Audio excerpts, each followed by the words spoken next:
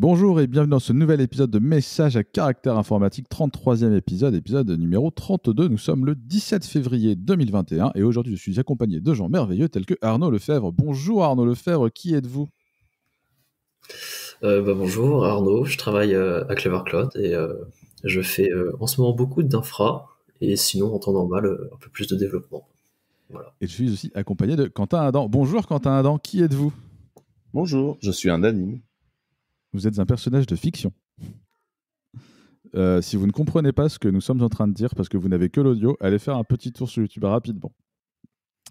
Je suis aussi accompagné de Alexandre Balme. Bonjour Alexandre Balme, qui êtes-vous ?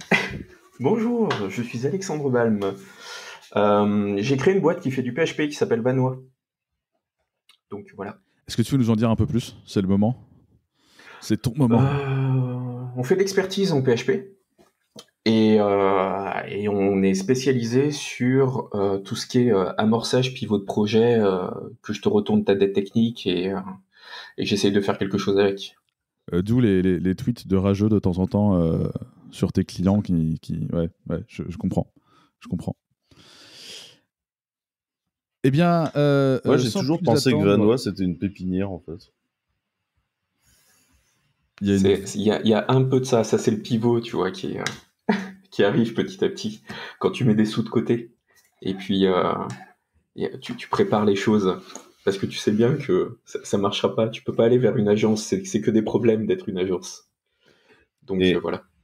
Et c'est aussi parce que Vanois, à une époque, il donnait des plantes pendant les conférences. Le goodies de Vanois, c'était des plantes. C'est la classe. C'est vrai. Avec un petit QR code. Et en parlant de trucs classe, parlons de trucs pas classe. Voilà, c'est la transition magnifique pour ton premier lien. Ou DoorDash. Alors DoorDash, si vous ne connaissez pas, c'est un peu j'allais dire le Take It Easy, mais Take It Easy, ils sont morts. Le Deliveroo, c'est un Deliveroo, c'est très très très commun aux US. Et ils viennent de dépenser 5,5 millions de dollars dans une campagne de pub. Cette campagne de pub vise à expliquer aux gens qu'ils ont donné à la charité 1 million de dollars, soit 5 fois moins que le budget de leur campagne de pub. C'est beau, Voilà, c'était un lien de Quentin Adam. Est-ce que tu veux nous dire pourquoi tu as mis ce lien, Quentin ? Oui, c'est parce que j'adore l'économie des VC. Je la trouve tellement belle. C'est un monde merveilleux. Et du coup, les mecs font des donations d'1 million et te collent 5 millions en pub pour dire les gars, on est quand même des mecs bien. Je trouvais ça grandiose. Voilà, c'était le taquet gratuit VC numéro 1 de ce podcast. Le taquet qui n'est pas gratuit puisqu'il coûte 5,5 millions de dollars.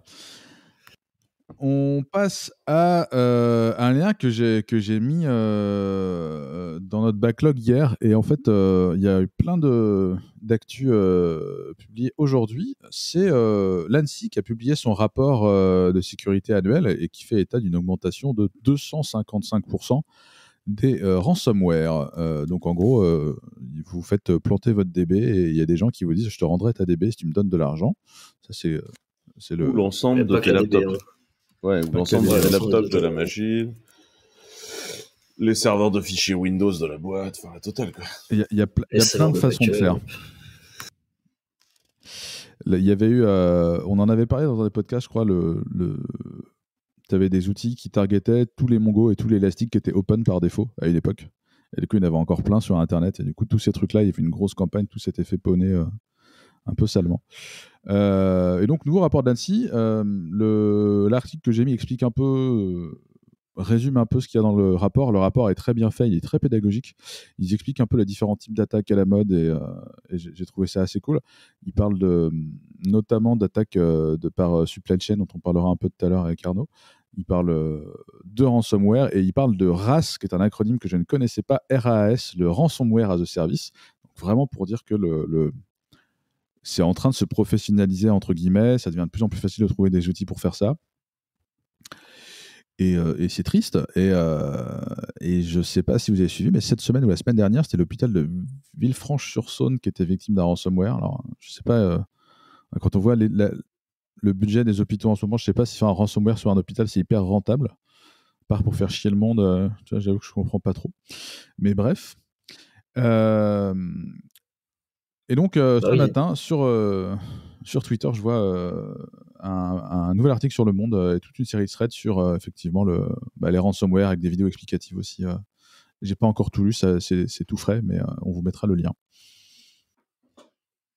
Bah, sur la partie hôpitaux, ouais, il y avait pas mal de. Enfin, pendant toute la pandémie, en fait, il y avait pas mal de cas comme ça, que ce soit en France ou ailleurs, de cas d'hôpitaux en fait, qui ont été rendus plus ou moins inutilisables côté info, parce que bah, justement, ils étaient ransomware. Enfin, tout leur DSI était sous le contrôle d'un ransomware, quoi. Donc, compliqué. Ouais, ça tape beaucoup sur les RDP, les Remote Desktop Protocol, c'est les trucs qui permettent de la prise en main à distance. Ça attaque beaucoup par ça, apparemment.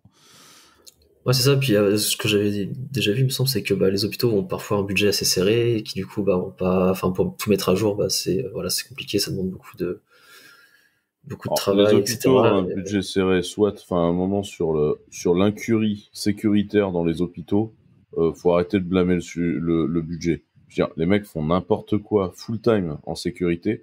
Dans un hôpital, tu mets une blouse blanche, tu t'assois devant un PC, personne ne te Ouais, pose de questions. Tous les mots de passe sont écrits sur des post-it collés à l'écran. Tu as accès à toutes les données patients. Enfin, je veux dire, ça, c'est pas un problème de budget, c'est un problème de culture. Dans la On rappelle santé, les gens ne veulent pas utiliser l'informatique. Ça, faut arrêter de déconner. C'est vrai. Et on rappelle que quand tu es hébergé dans un hôpital, ton application est certifiée hébergement de santé. Hein. Oui. Par défaut. Ah oui, par contre, ça c'est le truc qui est magique. Tu prends un ordinateur, n'importe lequel, tu le mets dans un hôpital, n'importe lequel, et là, d'un seul coup, tu fais de la santé. Tu vois, d'un seul coup, tu es sécurisé. Parce que comme il y a proximité de médecins, tu vois, et ben là, bam, ton PC il est sécurisé. Bon, alors on tape beaucoup sur les hôpitaux, mais il n'y a pas que les hôpitaux qui ne sont pas sécurisés. Les cliniques aussi. Les cliniques. Non, mais il y a plein de boîtes industrielles aussi. Pas mal de techniques de sécurisation un peu à l'ancienne.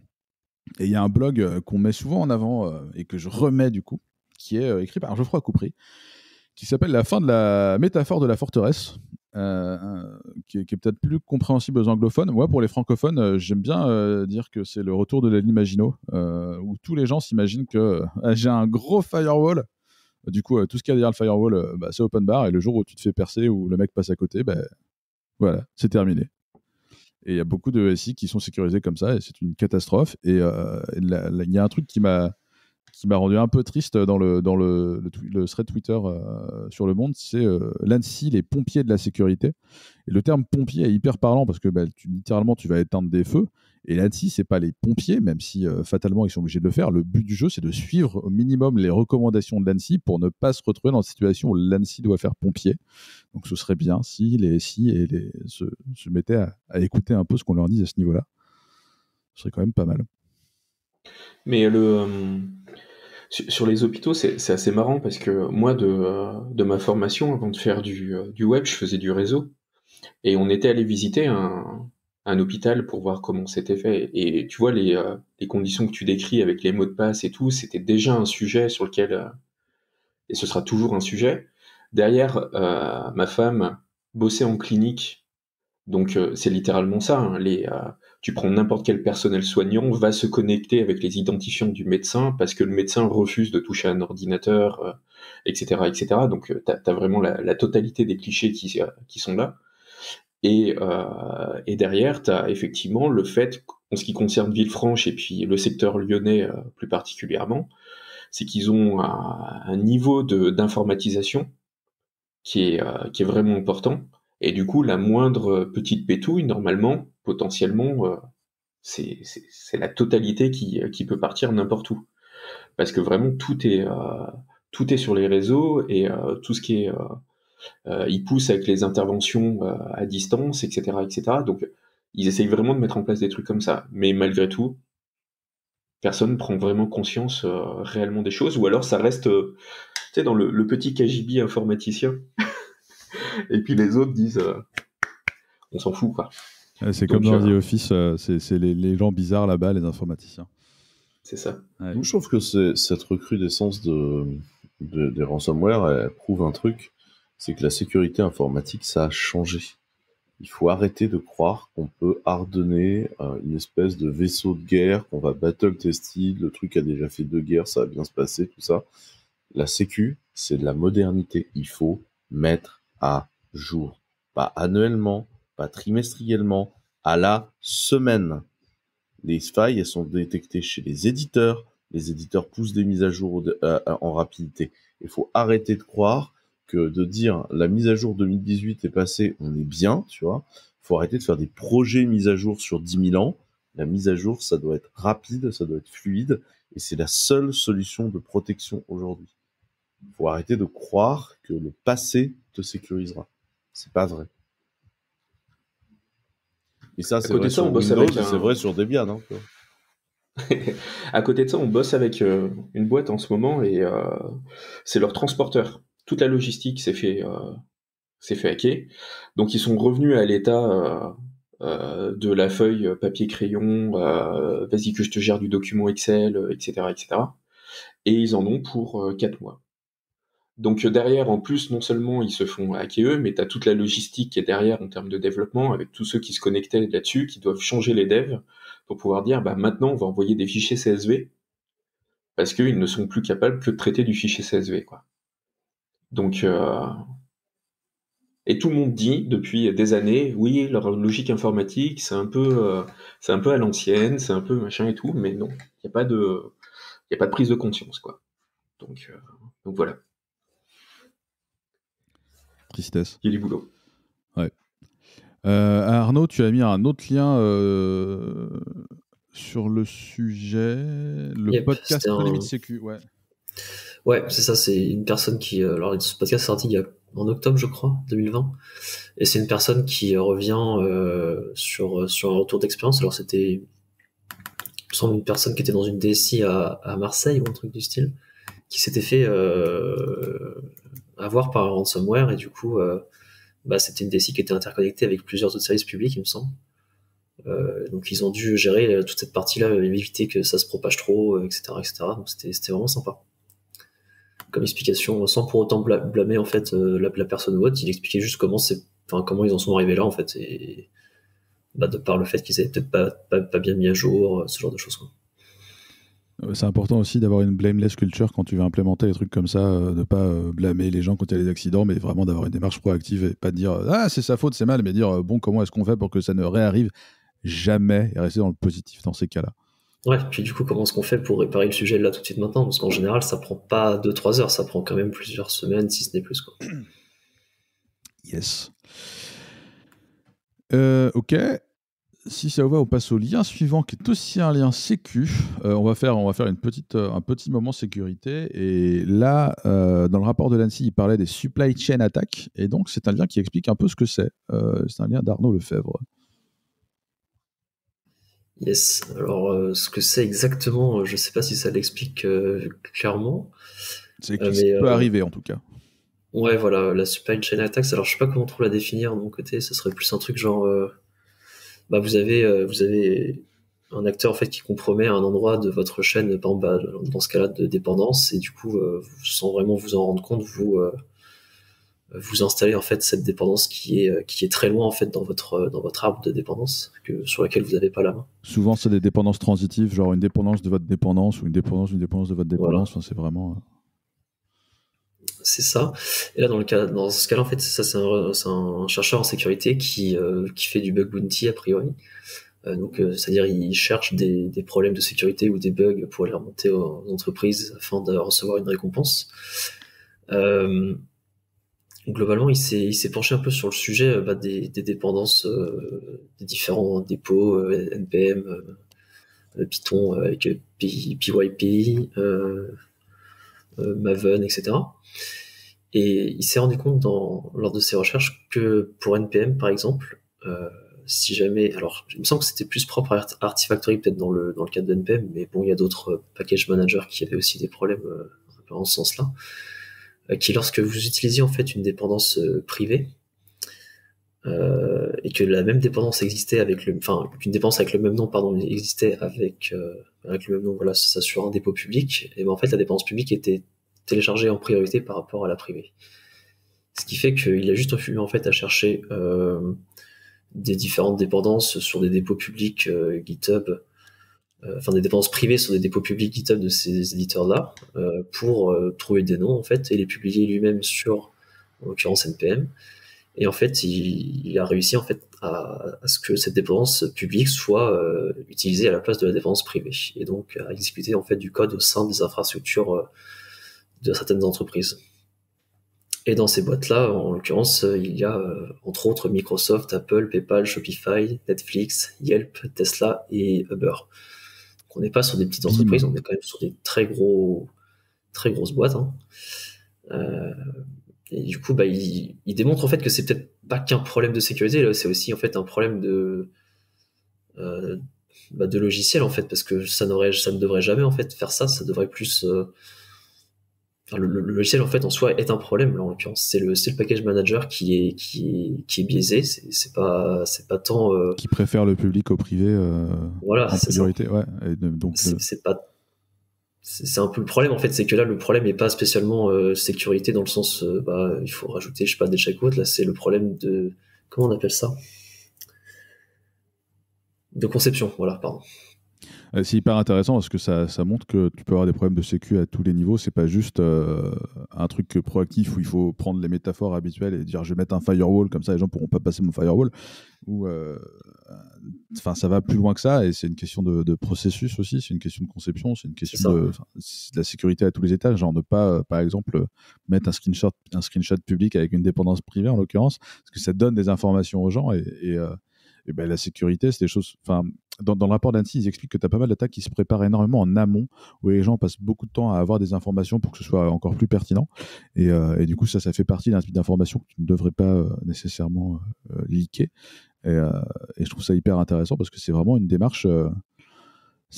On le dit souvent, la sécurité, c'est un process. C'est pas quelque chose que tu fais une fois et après tu dis c'est bon. C'est un processus, ça veut dire qu'il faut penser à la sécurité tout le temps. Et évoluer tout le temps.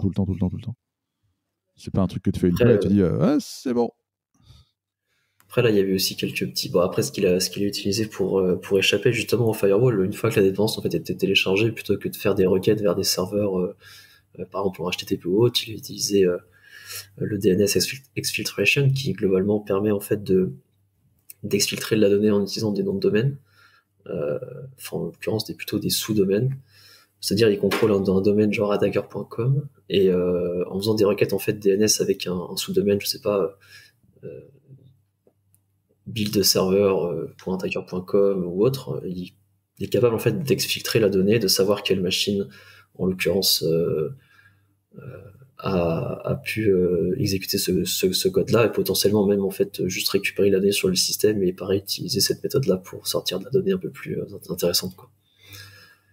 Et le truc était, ce que j'ai trouvé marrant aussi au tout début, je me suis dit mais les log files en fait, par exemple dans le cadre de NPM, t'as un package log.json qui te log ton fichier, ta version, même parfois donc l'URL de téléchargement, mais bon ça change pas trop, et surtout l'intégrité, donc un code SHA-512 ou autre, un hash, qui te permet de vérifier que c'est bien cette dépendance-là. Mais le problème, c'est que quand tu mets à jour ta dépendance, c'est pas utilisé, puisque du coup, tu cherches à la mettre à jour, donc tu peux pas vérifier l'intégrité d'un truc que tu connais pas encore.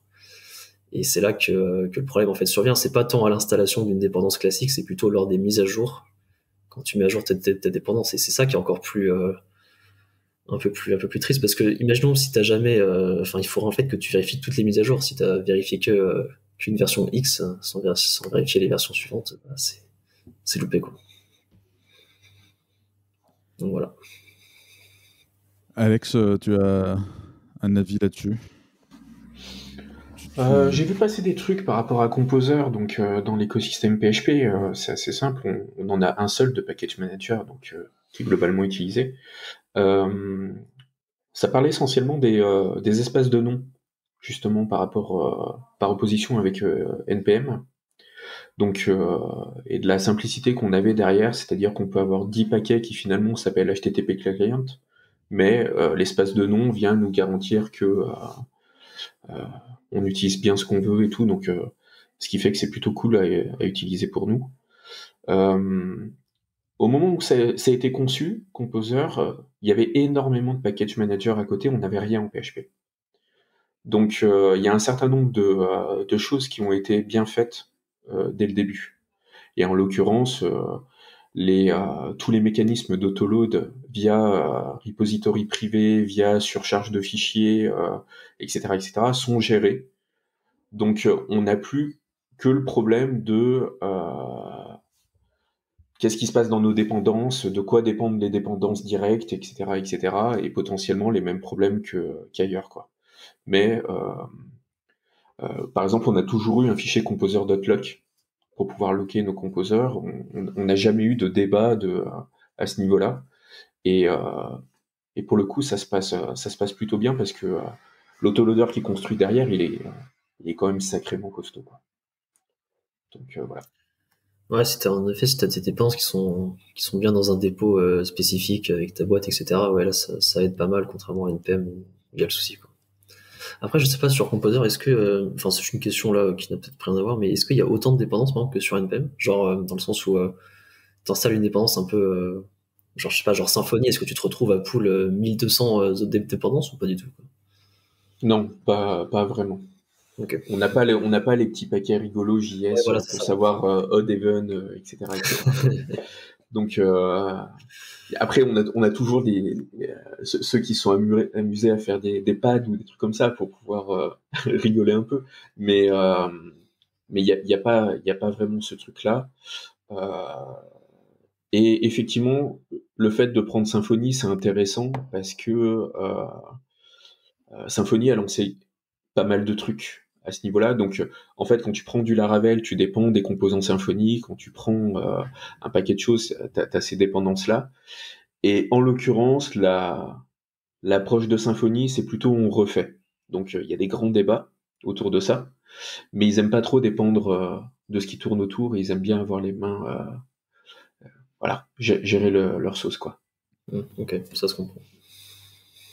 Donc, à ce niveau-là, c'est bon. Après, communautairement, c'est autre chose. C'est un autre débat. Ouais, c'est l'importance de certaines fondations, type les fondations Eclipse par exemple, quand tu voulais rentrer dans le projet, tu avais un gros audit sur toutes les dépendances, et là c'était plus pour des raisons d'IP, de droit, etc. Mais j'imagine qu'ils faisaient aussi un audit de sécu dans la foulée et ils te certifiaient entre guillemets tout ton circuit de dépendance. Je trouvais ça assez intéressant dans l'esprit.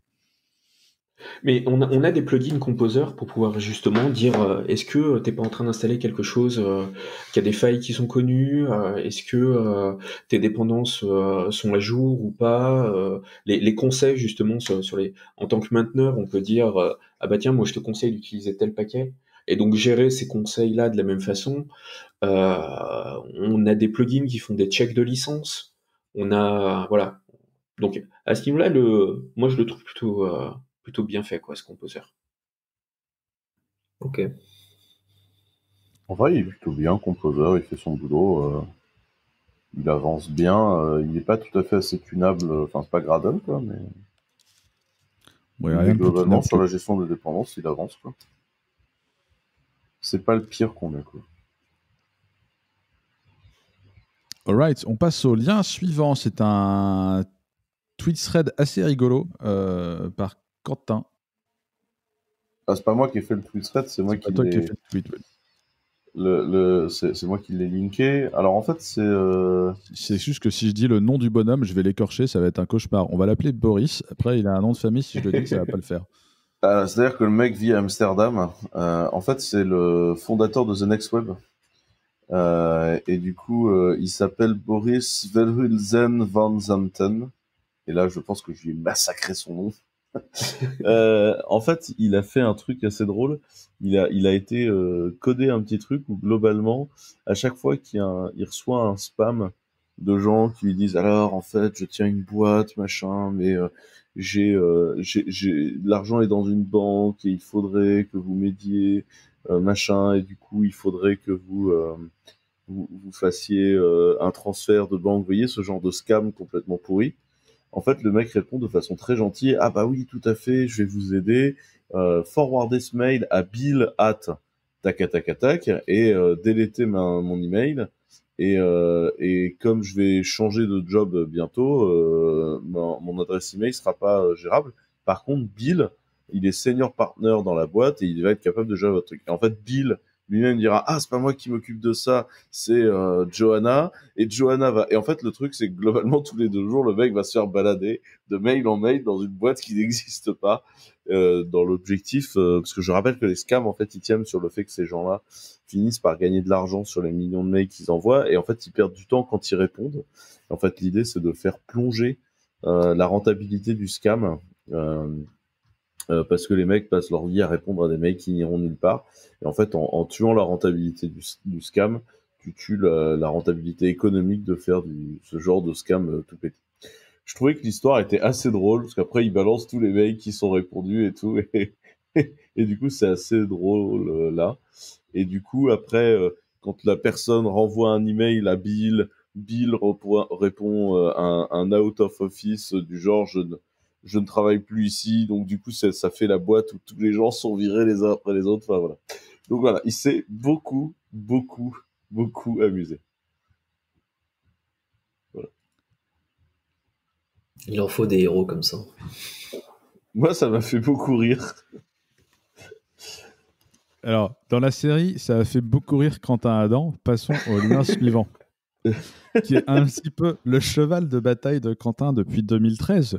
2013, Docker 0.6, le moment où ça commence à grimper et où tu as plein de gens qui disent voilà, c'est quoi ce vieux wrapper LXC, mais c'est n'importe quoi, ces gens font des bêtises. Et là, c'est un exemple de pourquoi Docker en prod.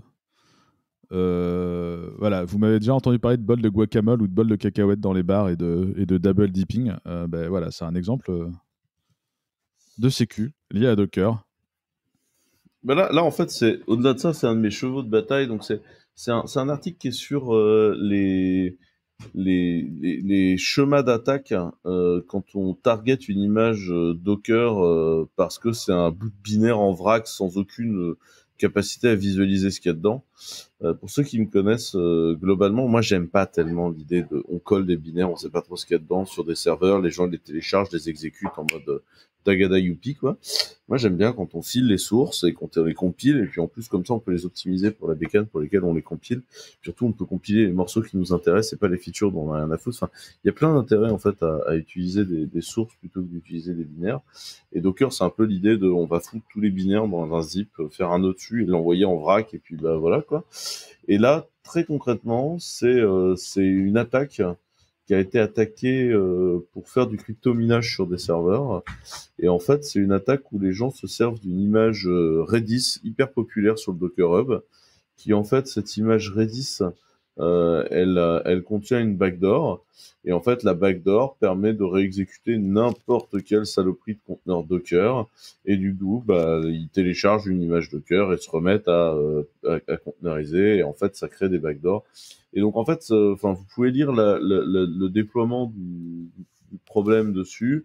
Donc là, ça vous donne le SHA-1 d'une image Docker pétée. Et il se trouve que c'est parmi les milliers d'images Docker et les milliers de versions d'images Docker qui traînent sur le Docker Hub, celle-là a été identifiée comme C'est étant donc une faille. Une supply chain attaque. Ah, mais c'est complètement une supply chain attaque. Mais en fait, le truc, c'est penser que foutre ta supply chain dans une black box et que ça va bien se passer, c'est quand même, faut quand même pas faire la liaison entre comment on fait une attaque et pas, tu vois. Enfin, et là, du coup, fondamentalement, c'est ça. Et là, c'est une attaque au privileged container, y compris fonctionnel sur un cube, etc. Et du coup, c'est une typologie d'attaque Docker et c'est encore un modèle qui fait que les containers en eux-mêmes, donc là, pas la feature, mais vraiment le modèle d'exécution des containers dans les runtime OCI ou Docker ou whatever, est quand même pas très bien pensé en termes de sécurité, ce qui est un peu ma pensée depuis le début. Au-delà du fait qu'on peut escape d'un container, parce que factuellement, c'est assez pété, là, c'est vraiment sur le modèle en lui-même de container où ça pose un souci. Moi, j'ai un avis très personnel sur faire des zips de binaire, est-ce une bonne idée? Mais vous remarquerez que j'ai un avis relativement similaire sur le point deb, hein. Ou le point RPM, hein. Mais tu reviens souvent, hein. On parle souvent de toi à ce niveau-là quand on parle de containers Docker, etc. D'image alpine, le nom de Quentin revient souvent. C'est un fait. Mais en même temps, si tu veux, j'aurais aimé avoir tort, tu vois. Mais si tu veux, ça m'a fait marrer parce que, enfin, quand Docker a déployé, j'ai pas compris parce qu'ils ont jamais été chercher l'argent là où il était en tant qu'entreprise, tu vois. Et il y avait plein d'argent à prendre, par exemple, sur le registry en faisant une jolie intégration Active Directory, tu vois. Qu'ils ont par ailleurs donné à la CNCF la semaine dernière. Ouais. Enfin, le registry est toujours pas capable de faire ce qu'il aurait dû faire pour gagner beaucoup de sous. Les gens qui ont fait beaucoup de sous là-dessus, c'est Artifactory, tu vois. Enfin, quand tu parles avec les gens d'Artifactory, la manne du pognon qui est arrivée par Docker, enfin, c'est incroyable, tu vois. Les mecs ont fait tellement de cash. Et en fait, le truc, c'est... on me disait, mais c'est une boîte qui va valoir des milliards. Je vois toujours pas pourquoi. À la fin, la boîte vaut pas du tout des milliards. Le modèle de runtime est quand même bien pété. Et si tu veux, on reprend des problèmes de fail. Et aujourd'hui, on vient nous voir avec Kubernetes, qui est la grande idée de prendre des conteneurs Docker les uns à côté des autres et avec des fichiers YAML continuer à orchestrer des binaires. Ce qui est, enfin, tu vois, c'est les packages omnibus en .deb, tu vois, enfin, genre, grande idée encore une fois, tu vois, enfin, c'est quand même pas la première fois qu'on fait ce genre de truc en informatique et où ça chie dans des proportions bibliques, tu vois. Et on se retrouve avec les mêmes théories qui donnent concrètement les mêmes conséquences. Et je trouve ça assez amusant, en fait. Enfin, là, tu vois bien où est-ce que ça va finir depuis le début, quoi. Et là, Alexandre, tu parlais d'Alpine et Quentin n'a pas encore parlé de Muscle, mais on va pas le lancer sur Muscle parce qu'à un moment donné, il faut qu'on avance. Non, mais on a eu un mini débat hier aussi. Hein. Il y a, je sais pas, sur Twitter, on a eu une mini discussion sur le Docker en prod. Donc, ça va encore durer quelques années, je pense. Ouais, après, t'as des gens qui sont assez respectés dans le milieu, comme Corey Quinn. Donc, Corey Quinn, c'est le Doug Bill Group. C'est un monsieur dont le seul métier est de faire réduire votre facture Amazon parce que Amazon, c'est compliqué. Et il dit Kubernetes, dans 5 ans, on n'entendra plus parler. Ça, c'était il y a 2 ans. Et effectivement, on entend moins parler. Et puis, tu as les premiers apôtres de Kubernetes qui commencent à être un peu plus. Ils ont mis un peu d'eau dans leur vin. Tu vois, Kelsey Hightower, il la ramène un peu moins. Tu vois, le niveau d'excitation est en train de descendre face à la réalité. Face à la réalité par moi, exemple, je sais que je suis perdu. Ouais, t'es perdu sur Parce quoi? que, tu vois, j'ai sur ma liste, il y a quand même maîtriser toutes ces technos, tu vois, parce que l'amour de l'informatique, quoi.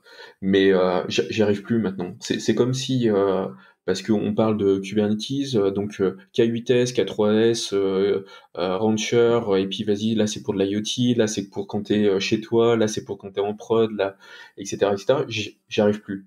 Maintenant, le sujet est devenu tellement gros que je pense que il me faudrait vraiment du temps pour pouvoir rentrer de ça parce que déjà c'est pas ma spécialité et puis j'ai l'impression que plus ça avance, plus les courbes d'apprentissage sont devenues compliquées Mais c'est parce que c'est by design. C'est pas des softs qui ont été conçus pour t'aider. C'est des softs qui ont été conçus pour te vendre du consulting. Donc la courbe d'apprentissage, elle est comme as, tu vois. Comme ça, tu te prends le mur et t'achètes du consulting. Indépendamment de ça, tu as la notion de full stack qui revient régulièrement et qui fait rire des tas de gens parce que plus tu es senior et plus tu dis. Quand tu vois des juniors qui sortent full stack parce qu'ils ont fait 3 mois de bootcamp, tu es mort de rire parce que full stack, ça veut dire quoi? Est-ce qu'il faut que tu comprennes tout? Là, il faut se lever tôt, quoi. C'est-à-dire qu'il faut comprendre Cube, il faut comprendre le front, il faut comprendre le back, il faut comprendre l'ops, enfin, c'est bizarre full stack, non? Ouais, c'est bizarre. oui.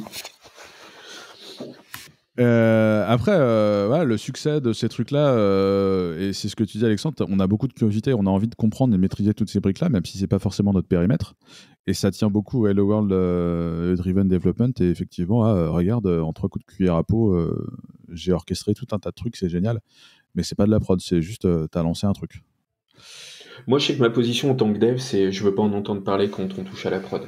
Donc, si vous êtes capable de me mettre des correspondants qui savent en parler et puis qui, sur le papier, ils en sont pas à 2 infras qui ont été lancés sur 6 mois, je vais travailler avec eux comme avec n'importe quelle personne qui travaille côté réseau et puis ops.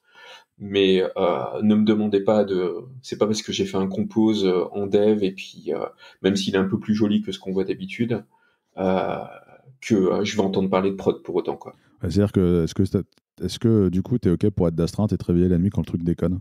Oui, puis après, il y a ça aussi. Parce que c'est quand même ça, quoi. Tiens, je t'ai filé une boîte noire. Ah ben, maintenant, l'Obs, il fait, tiens, je t'ai filé mon téléphone d'astreinte. Parce que normalement, c'est comme ça que ça va marcher.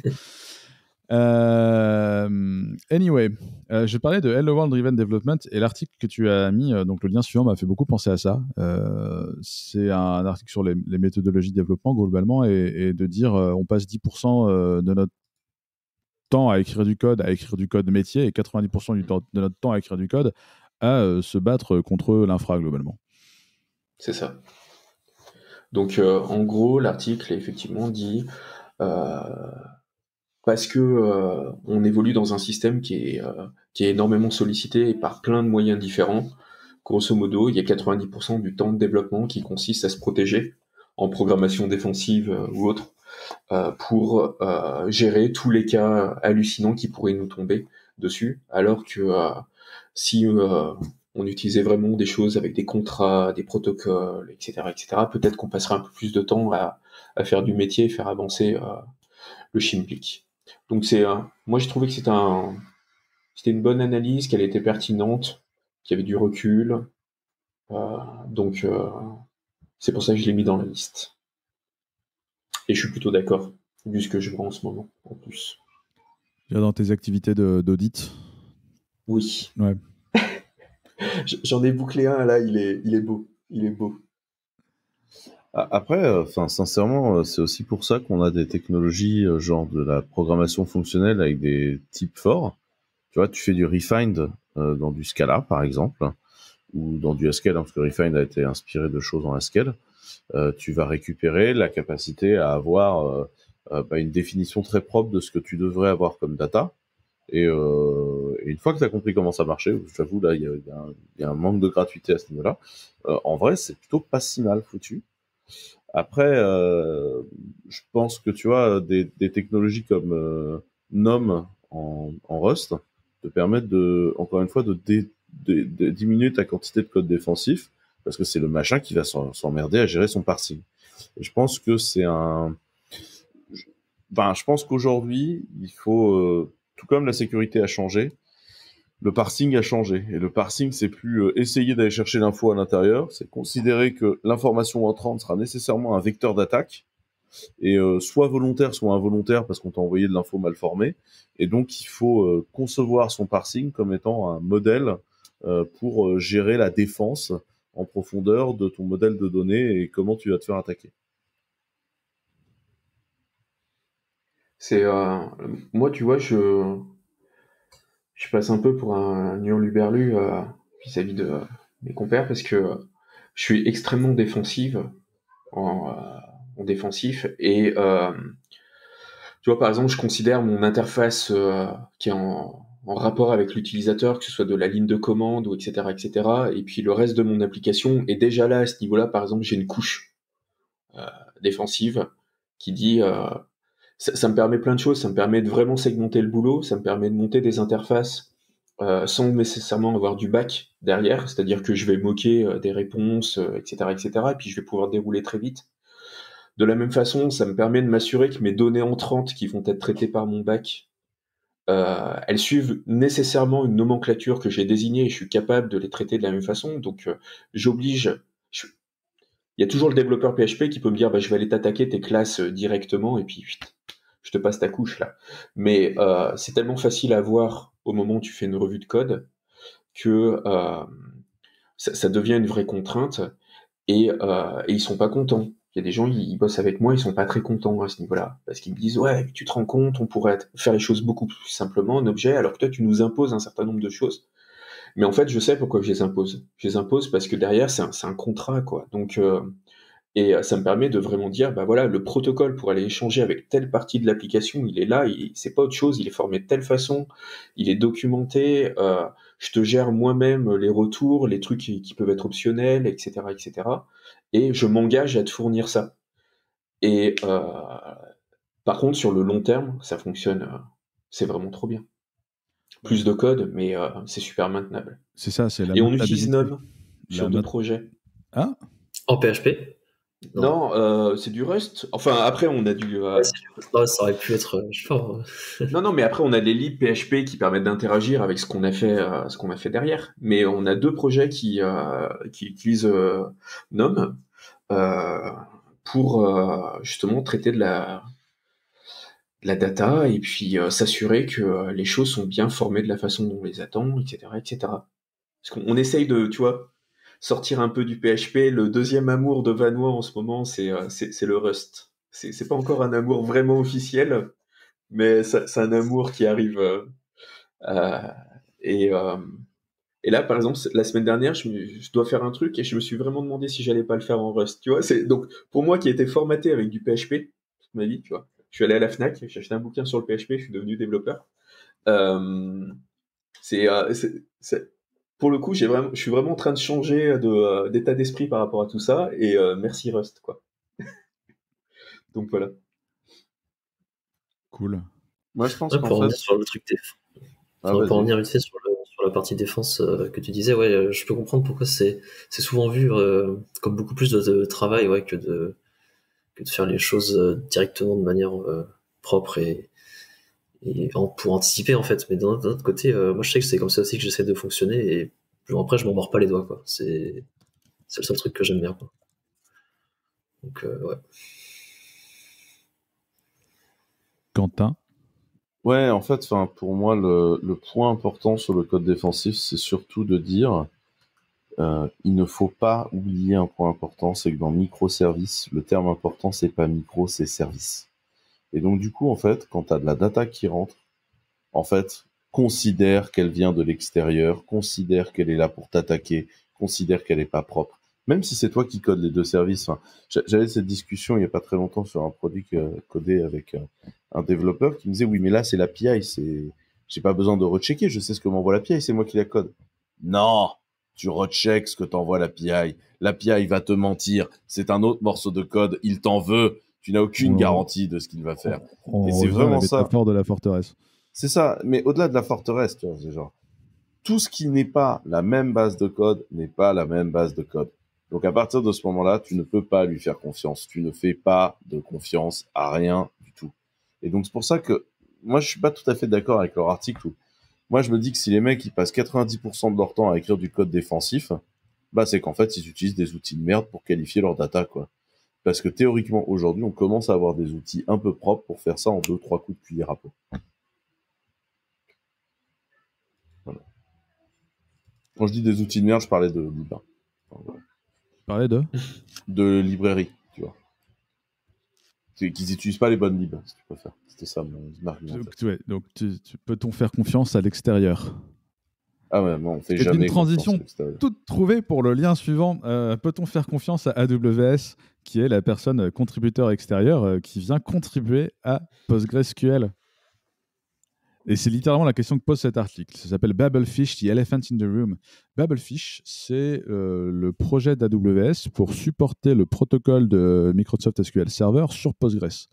Et on en a parlé il y a quelques temps. Ils ont dit on va tout open sourcer en 2021.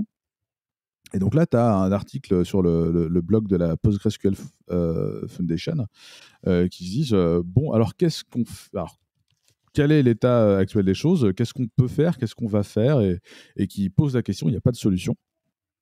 Juste, ils se disent, actuellement, Postgre est en train de monter en popularité. Alors, en popularité absolue, c'est toujours beaucoup moins que MySQL ou Oracle, mais ça grimpe. Ça grimpe et AWS a envie de participer. Et la question, c'est est-ce que ça va forker? Est-ce que ça ne va pas forker? Et comment on est gentil avec AWS pour modifier Postgres pour que Babelfish, donc le support MS SQL, soit réalisable sous forme d'extension et pas juste sous forme de fork. Et du coup, ils expliquent un peu ce qu'il faudrait faire. Ils parlent de protocole hooks, où en gros, on pourrait hooker de nouveaux protocoles dans Postgre assez facilement. Ce qui ouvrirait la porte à le protocole MS SQL. Il y a quelqu'un sur la mailing list qui a dit si vous faites ça, moi je veux bien contribuer le protocole MySQL. Et du coup, est-ce qu'on met ça? Est-ce qu'on ouvre? Ou est-ce que. Et du coup, AWS fork pas et rentre vraiment dans la communauté? Ou est-ce qu'on le fait pas et du coup, il va y avoir un fork et ça craint?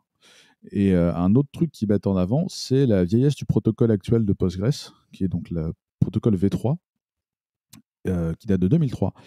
Et en fait, ce qu'ils disent, c'est que c'est hyper compliqué d'avoir 2 protocoles en même temps. Actuellement, c'est même pas possible.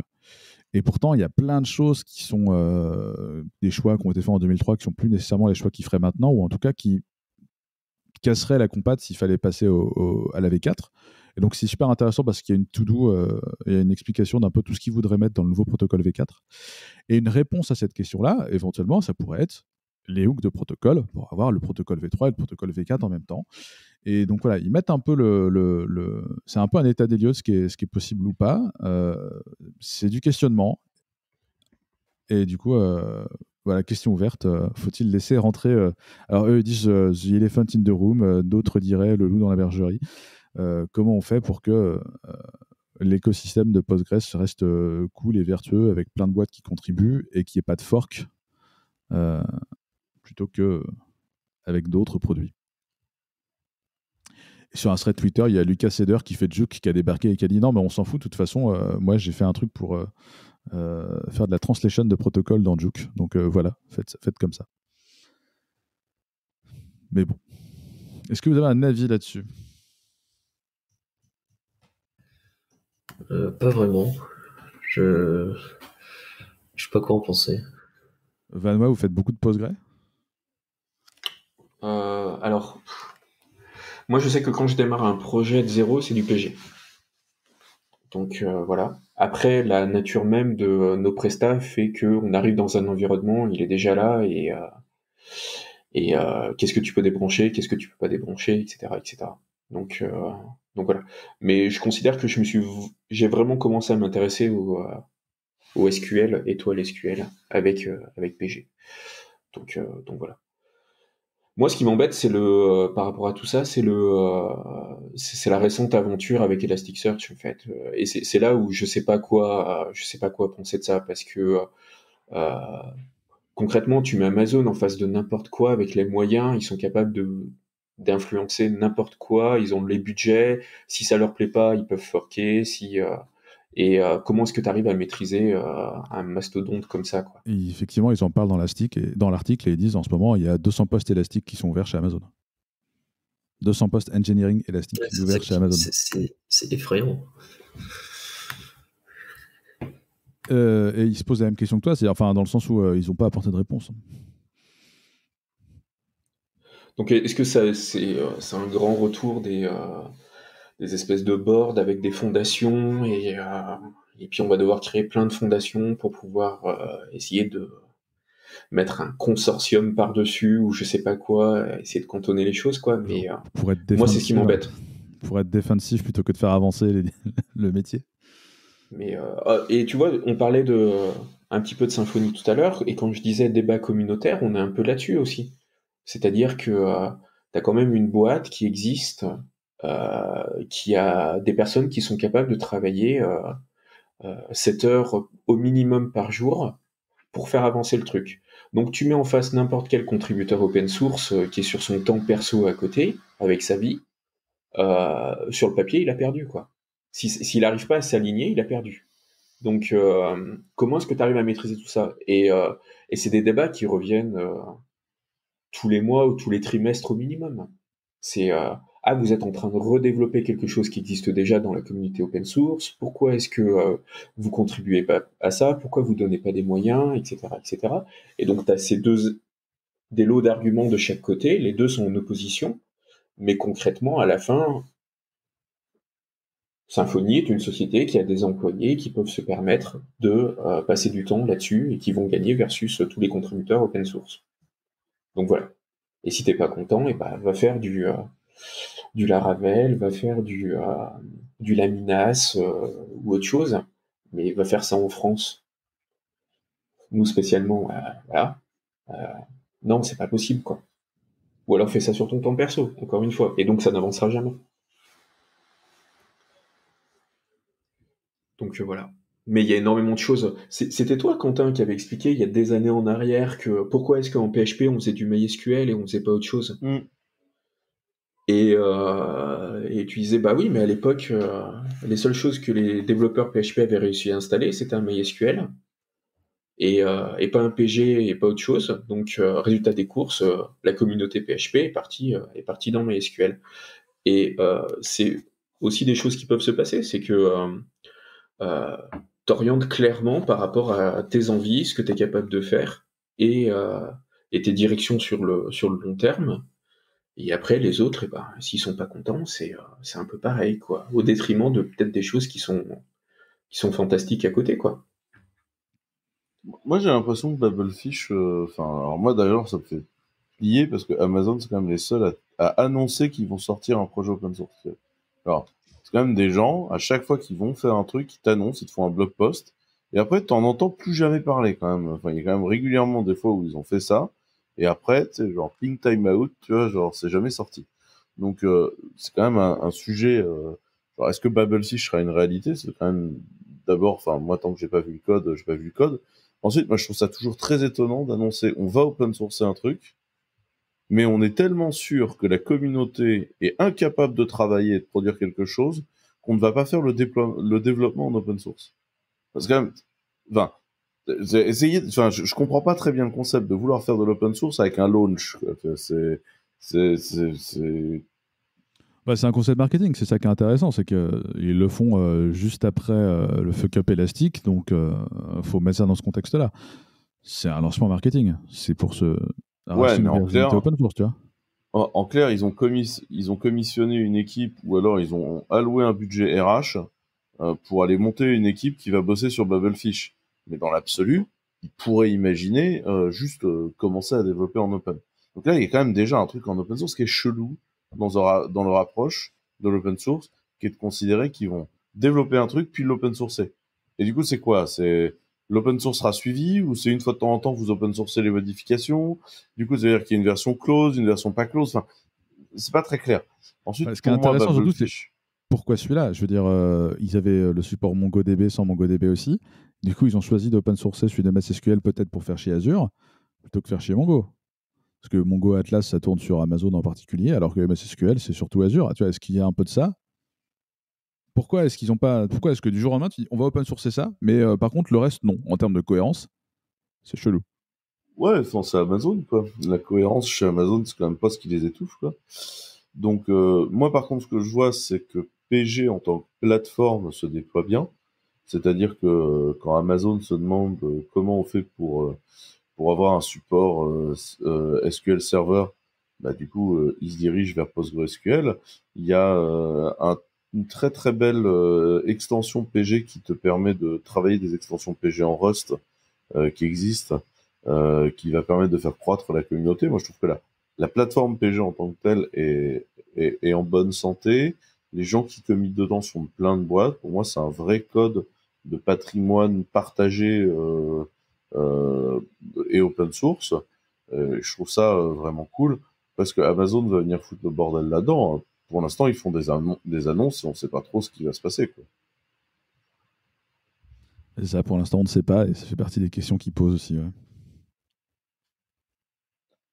Mais je pense que le code sera un truc à côté, ce sera une extension ou un truc, un machin. Enfin, ça m'étonnerait qu'ils aient collé du code partout dans le machin pour supporter un protocole. C'est littéralement le sujet de l'article, en fait. C'est est-ce que c'est un fork? Parce que pour l'instant, tu ne peux pas le déployer sous forme d'extension. C'est pas possible. Tu as besoin du protocole hook pour ça.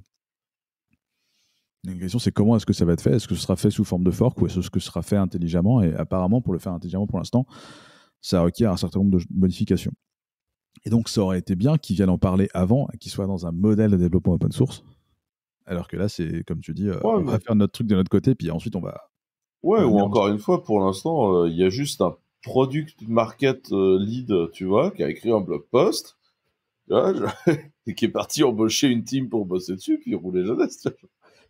C'est quand même Amazon, ils sont parfaitement capables d'avoir balancé un article avec concrètement que dalle de sérieux derrière. Tu vois.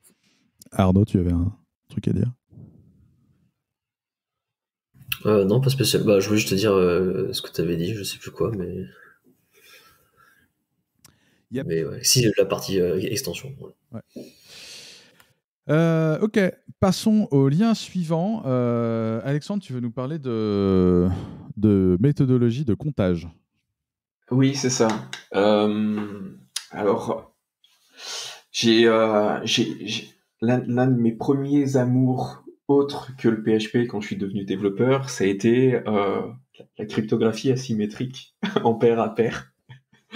Et, donc ça fait des années que on me dit le Bitcoin, gâchis énergétique, gâchis énergétique. Là récemment, bon, ça s'envole, donc tout revient sur le tapis une nouvelle fois, hein, comme à chaque fois. Voilà. J'ai vu passer par un certain nombre de comptes Twitter une petite image, forcément capture d'écran. Le Bitcoin consomme plus que, et je sais plus quel était le pays du moment. Et donc derrière, on a le droit à toutes les réactions qui vont avec. Et à aucun moment, j'ai vu des gens qui parlaient de... donc la capture d'écran vient du Cambridge Analytics. Et personne ne relaie en fait la page méthodo qui permet de dire voilà la façon dont on calcule les choses.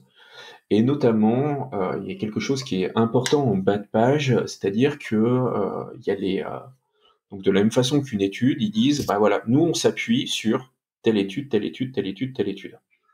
Et donc on a réajusté certaines métriques, etc., etc. Mais attention, il y a certaines études sur lesquelles on s'appuie qui sont elles-mêmes remises en question par d'autres études ou sur lesquelles on a d'autres chiffres, etc., etc. Et en fait, ce qui m'embête, c'est pas nécessairement de savoir gâchis énergétique ou pas. C'est quoi qu'il arrive, ça consomme de l'énergie. C'est cette espèce d'analyse enfin, qui est complètement biaisée.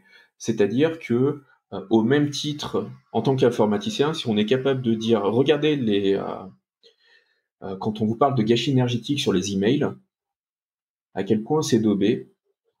Si on est capable de dire oui, mais regardez les infrastructures d'hébergement, le boulot qu'elles sont en train de faire est formidable pour essayer de prendre ces problèmes à bas-le-corps, pourquoi est-ce qu'on n'est pas capable d'avoir le même recul sur cette techno qui vit exactement, enfin, qui a exactement les mêmes problématiques de fond, c'est-à-dire qu'ils savent qu'ils dépensent de l'énergie, mais leur but du jeu, c'est d'en dépenser toujours moins pour pouvoir faire plus, etc., etc.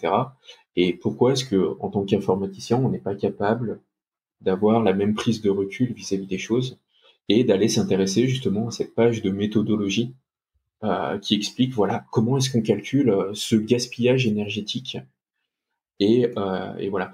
Et en fait, si les gens s'intéressaient, ils comprendraient que bah, de la même façon qu'une infra d'hébergement, euh, quand tu as des gens qui montent une ferme pour aller miner de la transaction, ils vont chercher de l'énergie qui va être pas chère. Cette énergie qui est pas chère, on la trouve pas en France, on la trouve par exemple vers des barrages hydro. Il y a donc toujours les mêmes schémas. On sait qu'il va y avoir telle région du monde sur lesquelles on va avoir une densité de population qui va arriver. Donc il faut commencer par installer une centrale électrique et cette centrale électrique, elle produit de l'électricité, mais il y a personne pour la consommer. Donc voilà, et on va aller essayer d'aller chercher cette énergie-là qui de toute façon va être perdue puisque personne n'est là encore pour la consommer. Il y a aussi toutes les initiatives de récupération de l'énergie calorique, etc., etc., pour faire quelque chose. En Chine, ce qui se passe, où saison des pluies, on va être sur tel style d'énergie, et puis quand on va être en saison sèche, effectivement, ils vont aller consommer du charbon, etc., mais ça veut dire qu'il y a quand même une période dans l'année où ça bascule. Aux États-Unis, on a des modèles où il y a carrément des moments où ils ont des problèmes d'apport d'énergie, donc les fermes, elles arrêtent de calculer des transactions et elles se servent des apports d'énergie qu'elles ont et elles les revendent sur le réseau classique parce que c'est ce qui leur apporte le plus d'argent. Et donc là, on est sur de l'éolien, du solaire ou ce genre de choses-là. Donc, donc voilà, c'est moi ce qui m'embête une nouvelle fois sur le fond, c'est que en tant qu'informaticien, si on est capable de lire un article sur envoyer des emails, ça consomme avec des pièces jointes, et qu'on est capable de dire oh c'est un peu du bullshit, pourquoi est-ce qu'on n'est pas capable d'avoir les mêmes reculs vis-à-vis de choses comme ça et globalement, j'ai l'impression que tout ce qui se passe est complètement biaisé. Donc juste avoir cette page méthodo, s'il y a des gens qui arrivent à s'y intéresser, voilà comment c'est fait, et puis je vais aller cliquer sur les articles et tout. Moi, ça me semble être intéressant. Et après, chacun se fait son opinion sur est-ce que c'est utile ou est-ce que c'est pas utile, mais au moins du point de vue cérébral, on évolue un petit peu, quoi. Donc voilà. Moi, très sincèrement, j'ai un avis très personnel sur toutes les études d'impact carbone. C'est qu'à un moment donné, dans une mesure en science, si t'es pas capable de donner ta marge d'erreur de la mesure, c'est que tu fais pas de mesure. Tu vois.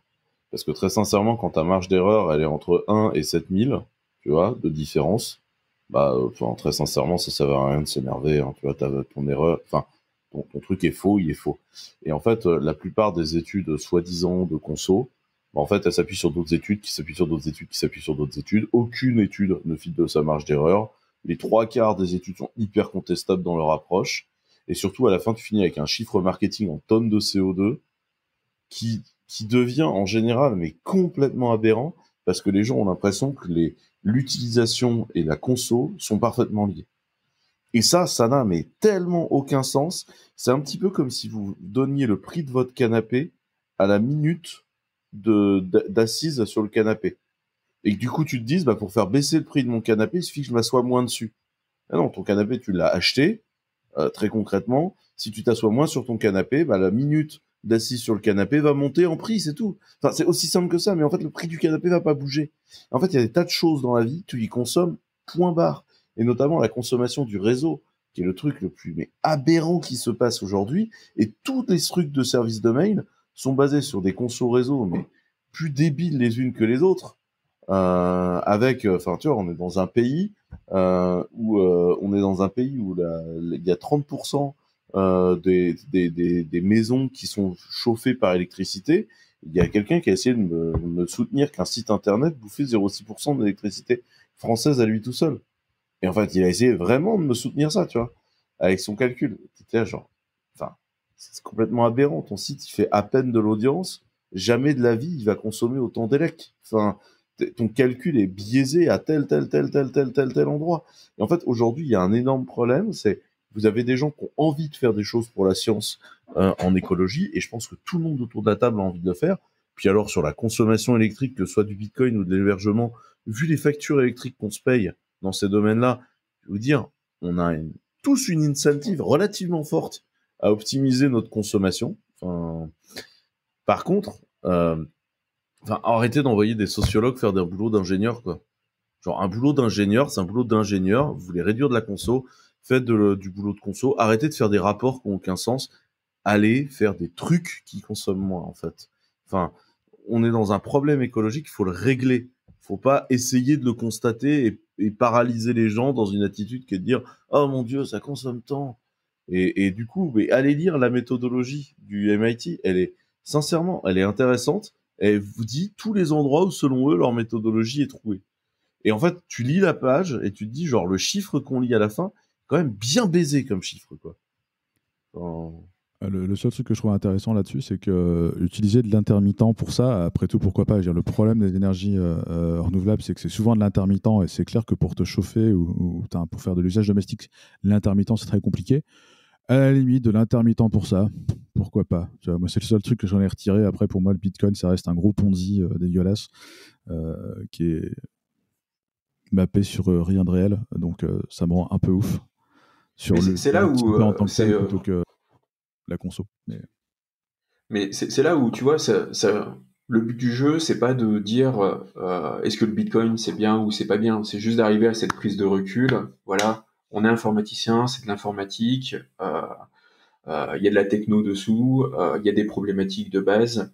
Essayer de réfléchir un petit peu à comment ça se passe et à prendre un petit peu de recul. Et puis après, s'il y a des gens qui ont réellement envie de s'intéresser, ils trouveront les infos et puis ils se font une idée très précise qui va dans un sens ou qui va dans un autre. Mais on peut pas se contenter de dire ce truc-là consomme de l'énergie plus que la Finlande, plus que l'Uruguay, plus. Enfin, on a vu toute une liste de pays comme ça. À ce moment-là, commencer à gueuler, quoi. Il y a combien d'informaticiens qui ont une PlayStation? La totalité de la conso du réseau PlayStation et PlayStation Network, il est de plus que quel pays? Et quand on met PS3 plus PS4 plus PS5 et puis on rajoute les Xbox et tout, enfin, on peut tout prendre comme ça en fait. Et à chaque fois, ça va être les mêmes arguments qui vont être biaisés, c'est-à-dire que on va prendre un chiffre à un moment qu'on va essayer de calculer. on va extrapoler le chiffre à un niveau qui va nous sembler à peu près correct, et puis on va garder cette étude de base, ce truc, et puis après, les autres études, elles arrivent par-dessus, et elles reprennent l'étude de base, elles la considèrent comme fiable, elle est absolument pas remise en question, et je te refais une étude par-dessus, je te refais une étude par-dessus, je te refais une étude par-dessus. Donc voilà. Et là, en l'occurrence, sur ce sujet-là, on a la chance, on a cette superbe page qui existe. Il y en a même 2 de Méthodo. Et elle est complètement documentée, quoi. Donc, indépendamment du Bitcoin, j'invite les personnes à aller lire cette page, et puis peut-être que ça leur permettra aussi d'avancer sur le débat du mail, et puis le débat de l'hébergement, de manière globale. Ouais. Et Alors, de du coup, manière générale, encore une fois sur l'énergie, à un moment donné, les unités qu'on emploie pour parler du transport et du chauffage sont pas les mêmes que celles qu'on emploie pour votre baraque. Vous prenez tout l'équipement de votre baraque en électrique, comparé à le chauffage électrique ou son équivalent thermique, c'est ridicule en fait. C'est juste ridicule. C'est pas les mêmes unités tellement ça n'a rien à voir. Et je vous parle même pas de votre voiture tellement c'est des magnitudes de différence en fait. Et du coup, vous voulez réellement aider la planète? Votre meilleure urgence, c'est de prendre une carte d'abonnement à Leroy Merlin et de refaire l'isolation de votre baraque. Enfin, sincèrement, foutez-nous la paix avec vos conceptions d'éco-conception où vous ne comprenez à rien à comment fonctionne un network. À qui tu parles, là? Ah, mais si tu savais le nombre de designers qui me énervé, prennent la tête, vous ne comprenez mais rien, qui me prennent la tête aujourd'hui. Mais explique un peu à qui tu parles, explique que t'es parti en croisade contre les anti-5G à Nantes et que c'est que régulièrement tu te tapes des gens qui ont un prisme, un biais. Du coup, voilà, parlons du débat de la 5G à Nantes. Ne sont pas ingénieurs et parce qu'ils ne sont pas techniques. Et du coup, il y a forcément. Par exemple, j'ai pas de diplôme d'ingénieur, tu vois. J'ai pas besoin que les gens soient ingénieurs. Il y a un moment, c'est une posture intellectuelle d'être un ingénieur, tu vois. Et fondamentalement, je suis d'accord avec toi. Là, par exemple, à Nantes, je suis dans un conseil sur la 5G. Il y a 30 gus dans le conseil. Il y a un ingénieur télécom. Et le reste, tout le tour du cul, tu vas avoir du consultant en transition, du sociologue, du poète. T'as tout ce que tu veux de gens en train de délirer sur des trucs qui n'ont aucune consistance. Les termes de biologie quantique ont été évolués, tu vois. Enfin, genre, biologie quantique, tu vois. C'est genre, mais de quoi parle-t-on, tu vois? Et par contre, t'as des rapports écrits par des designers. Enfin, c'est-à-dire, le mec, son boulot, c'est de faire dessiner des icônes qui nous expliquent comment moins consommer sur le réseau. Ça n'a aucun sens. Mais les gars, allez isoler votre baraque et foutez-nous la paix. Enfin, on a fait l'absence de consommation du réseau. C'est le drame de Clever Cloud full time. Mais du coup, la façon dont on le fait, ça n'a rien à voir avec du chamanisme. Quand on enlève de la conso dans le network, on le fait pour de bonnes raisons et surtout foutez la paix à vos mails. Parce que je vais vous annoncer un truc, supprimer de la data dans un gros cluster est largement plus compliqué que d'en rajouter. Et en fait, les 3/4 du temps, quand on supprime de la data dans un cluster, on ne va pas récupérer les secteurs du disque. Parce que la quantité d'énergie qu'il faut pour défragmenter le disque nous coûte tellement plus cher que les 3 kilos. La compaction, mais renseignez-vous sur la compaction dans n'importe quel système NoSQL. Bref, c'est compliqué. Voilà. Et du coup, il y a un débat de société. Tu vois, c'est un débat de société. Il y a des gens qui veulent voir ça d'un prisme société et d'autres d'un prisme technique. Et donc, tu as tous les gens qui ont le prisme technique qui disent, comme Quentin, c'est scandaleux, vous comprenez rien. Et les gens qui disent oui, mais on s'en fout. C'est un problème de société. Et du coup, il y a un dialogue de sourds qui se met en place sur ces trucs-là. Et ce qui énerve tout le monde des deux côtés. Mais néanmoins, la règle Quentin, il est animé par des débats comme ça parce que mais les mecs, et à l'écrit ça sent encore plus quand il y a un truc qui me prend à cœur parce que ça part vraiment et c'est magnifique. Mais les mecs sont pénibles. Mais en fait, juste il y a un truc simple. Si on fait une mesure et qu'on peut pas dire quel est le taux d'erreur de la mesure, c'est pas une mesure. C'est simple en fait. En science, il y a un truc qui est simple. Vous le trouverez dans tous les trucs. Une norme ISO, par exemple, quand tu fais 9001 et que tu dois faire de la qualité, en bout de chaîne, tu es censé mettre un capteur qui teste ce que tu as produit comme produit, et tu dois noter quel est le pourcentage d'erreur du capteur et à quel moment tu réétalonnes le capteur. Parce qu'en fait, si tu fais une mesure et que tu ne sais pas quel est ton taux d'erreur de mesure, bah tu fais pas une mesure, tu vois. C'est comme les sondages sur un échantillon représentatif de 2 personnes. C'est ça n'a pas de sens en fait. C'est juste, ça n'a pas de sens. Coupons court à tout ceci et passons au lien suivant. C'est un chemin pour expliquer comment quelqu'un a découvert un bug vieux de 24 ans dans le kernel Linux. Et c'est un lien de Arnaud Lefebvre. Yes, alors on change complètement de sujet. Hein. J'ai pas essayé de transitionner quoi que ce soit là. Ça aurait été compliqué. Ouais, du coup, c'est une personne qui s'est penchée sur un bug qu'ils avaient depuis plusieurs années dans son entreprise. Globalement, ils avaient un serveur central, a priori, qui en fait était un serveur de backup, qui s'occupait d'aller AirSync, qui était le serveur qui recevait des AirSync de différents autres serveurs. Et de temps à autre, un des AirSync s'arrêtait, ne faisait plus rien, quoi. Donc le backup ne se faisait pas et c'était un peu embêtant forcément. Surtout que les données, on parlait de plusieurs centaines de gigas de données à backup. Alors autant parfois le problème arrivait de temps en temps et du coup ils disaient c'est peut-être un bug dans AirSync et puis voilà, on verra ça plus tard quand on aura le temps. Autant au bout d'un moment en fait c'est arrivé, ça a commencé à apparaître en fait quasiment tous les jours. Donc ça devient vraiment embêtant. Et du coup la personne s'est penchée sur le sujet. Du coup ce qu'il a découvert en fait, c'est en résulte en fait d'un bug qui se trouve dans le kernel Linux depuis 1996. Donc ça remonte quoi.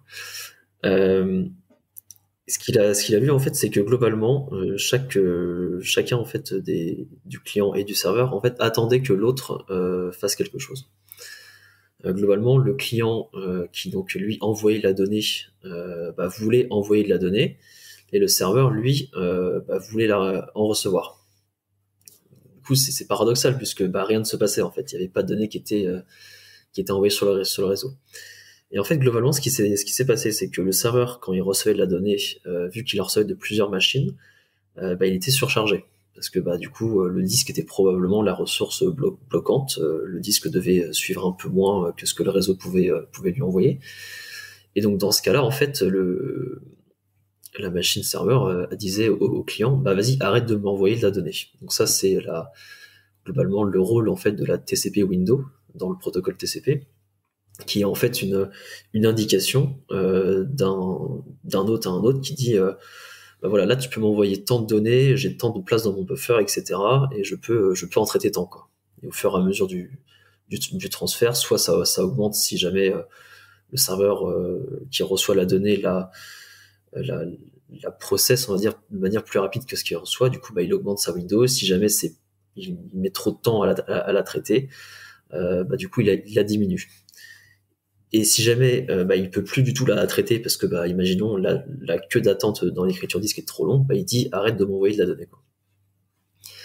Et en fait, ce qui s'est passé, c'est que à cause d'un problème, en effet, cette window en fait restait à 0 et malgré que le serveur la réémette au client, vas-y, envoie-moi de la donnée, en fait, le client ignorait en fait cette update, puisqu'a priori, alors vous pourrez aller lire les détails qui sont un peu trop compliqués, je pense, à expliquer à l'oral, mais a priori, en fait, comme AirSync, qui est un protocole qui envoie énormément de données sans jamais vraiment lire de la donnée sur le réseau avant plusieurs gigaoctets parfois même, il y a eu en fait un petit décalage comme ça dans les compteurs du réseau du kernel, ce qui fait que au bout d'un moment, en fait, toutes les TCP windows reçues par le client de la part du serveur étaient ignorées, en fait, tout simplement. Et donc du coup, on se retrouvait dans ce cas un peu chelou, quoi.